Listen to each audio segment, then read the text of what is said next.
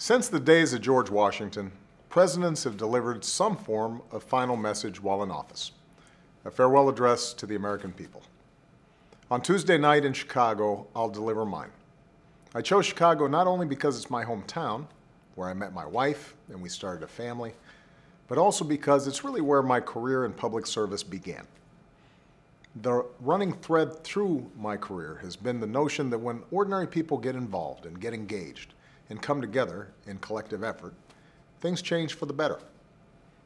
That's the belief at the heart of this precious American experiment in self-government. It's what gives work and purpose to each new generation. It's easy to lose sight of that truth in the day-to-day back and forth of Washington or our minute-to-minute news cycles. But remember that America is a story told over a longer time horizon, in fits and starts, punctuated at times by hardship, but ultimately written by generations of citizens who've somehow worked together without fanfare to form a more perfect union.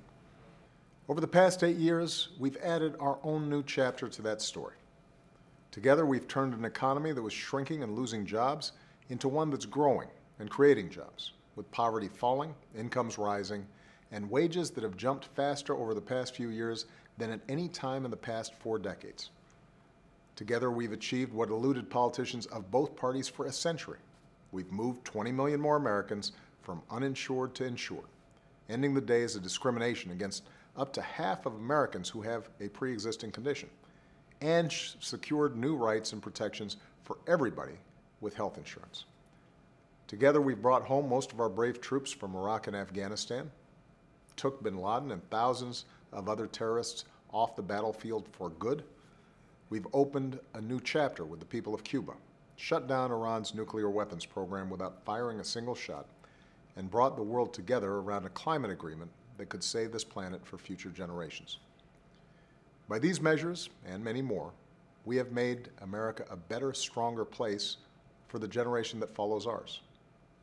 We've run our leg in a long journey of progress, knowing that our work is and will always be unfinished. And that's the imperative of citizenship, the idea that with hard work, people who love their country can change it. That'll be the focus of my farewell to you this Tuesday, and I hope you'll tune in.